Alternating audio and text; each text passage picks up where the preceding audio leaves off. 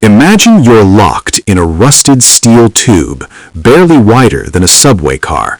Now fill that tube with 50 men who haven't showered in 2 months. Add the stench of diesel fuel, rotting food, and black mold. Then submerge that tube 600 feet beneath the surface of the North Atlantic, where the pressure is so crushing you can hear the metal hull groaning and creaking, threatening to flatten you like a soda can. And then the lights go out. You hear a sound. Ping, ping, ping. It's the sonar of an enemy destroyer hunting you. You know that statistically you have a 75% chance of dying down here. Welcome to life inside a German U-boat, the most terrifying place in World War II. November 1941, the North Atlantic. Lieutenant Werner Henke commands U-515. They are sitting at a depth of 600 feet, hiding from a British convoy. The air inside the submarine is thick, hot, and poisonous. The carbon dioxide level is rising.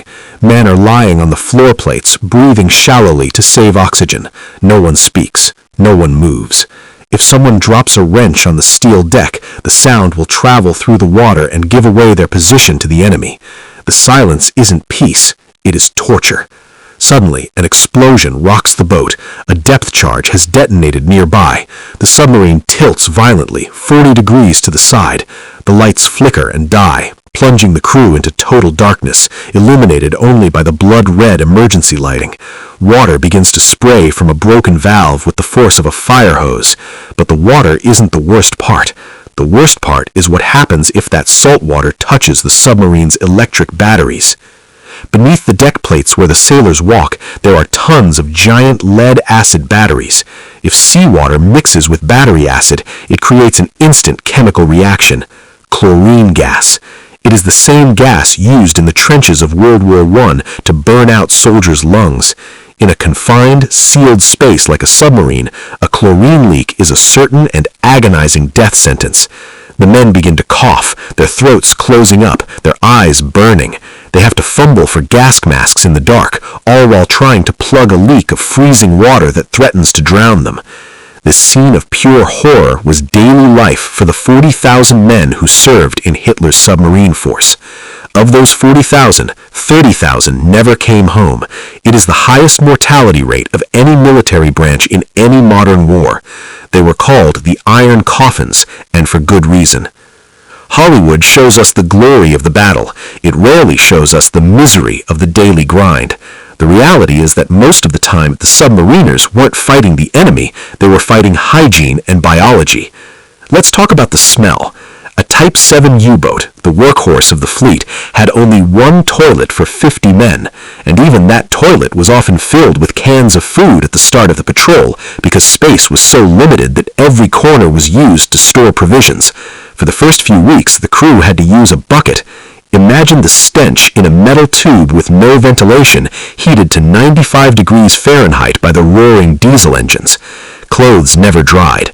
Condensation constantly dripped from the cold steel walls of the hull, soaking the bunks and the uniforms. Mold grew on shoes, on bread, and eventually on the sailors' own skin. There were no showers on board. Fresh water was too precious, reserved only for drinking and for the engines. To wash, the men had a special saltwater soap that barely lathered and left a sticky film on the skin. After a few weeks, most just stopped trying. To get the machine grease off their hands, they used rags soaked in diesel fuel. The result was that every man on board became a human sponge soaked in oil, sweat, and filth. The smell was so penetrating that veterans said even years after the war they could still smell the U-boat in their nightmares. When they returned to port in France, their families often physically recoiled when hugging them because of the chemical stench radiating from their pores. And then there was the food. In the early days of the patrol, they ate like kings. Fresh meat, bread, eggs, but because there were no large refrigerators, the fresh food rotted quickly in the humid atmosphere. By the third week, the diet was reduced to canned food and hard bread covered in white mold. The cooks had to cut off the green parts of the bread and serve the rest, but the real seasoning was diesel. The fuel fumes permeated everything. The butter tasted like diesel. The coffee tasted like diesel. Even the apples stored in the hanging hammocks absorbed the oil vapors. The men were quite literally consuming the machine that kept them alive. Space was another psychological enemy. There weren't enough beds for everyone. They practiced what was called hot bunking. When a sailor got up to start his 4-hour watch, another sailor, exhausted and dirty, would immediately crawl into the same bunk, into the same sheets, still warm and damp from the previous man. There was no privacy. There was no solitude. You were trapped in an endless cycle of work, broken sleep, and the constant terror of sudden death. Sometimes the very technology designed to make their lives easier became their killer. There is a true story, as absurd as it is tragic, that illustrates the fragility of submarine life. It is the story of U-1206. It was April 1945, just weeks before the end of the war. U-1206 was a new model equipped with a marvel of German engineering, a high-pressure deep-sea toilet. On older submarines, you couldn't use the bathroom if the boat was submerged deep underwater because the external water pressure was higher than the internal pressure, and if you opened the valve, the ocean would blast in. But this new toilet had a complex system of valves and compressed air chambers to eject waste even at the bottom of the sea. It was so complicated that there was a special instruction manual just to use the bathroom. Captain Carl Adolf Schlitt decided to use the toilet while patrolling off the coast of Scotland at a depth of 200 feet. But something went wrong. Either he didn't read the manual or he turned the valves in the wrong order.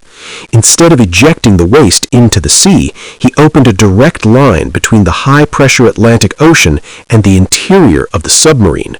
A jet of seawater, pressurized and mixed with human waste, blasted into the compartment violently. The water quickly flooded the floor and ran downwards directly into the electric battery bank located just beneath the bathroom. Remember the deadly chemistry. Salt water plus battery acid equals chlorine gas. In seconds, the submarine began to fill with poisonous yellow-green gas. The captain had no choice. If they stayed down, they would suffocate and be chemically burned from the inside out. He gave the emergency order, blow ballast, surface. The submarine shot upwards like a cork, but there was no safety above. They were just a few miles from the British coast. As soon as U-1206 broke the surface, it was spotted by British air patrols. They were bombed immediately.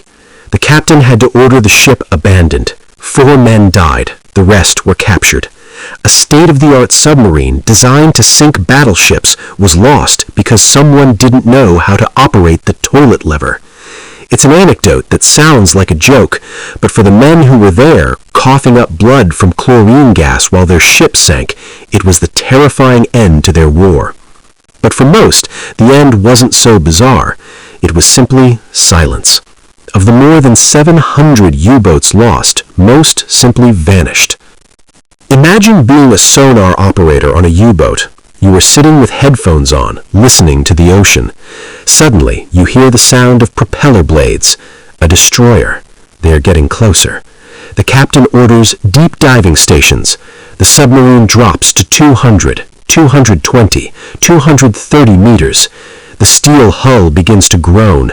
The rivets pop like rifle bullets due to the pressure, ricocheting around the inside of the hull. And then you hear the click of depth charges hitting the water. You count the seconds. 1, 2, 3.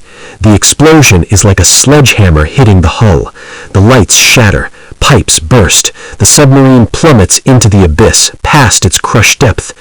In those final moments, in total darkness, as the freezing water rises past your ankles and the pressure blows out your eardrums, you don't think about the furor or glory or victory. You think about fresh air.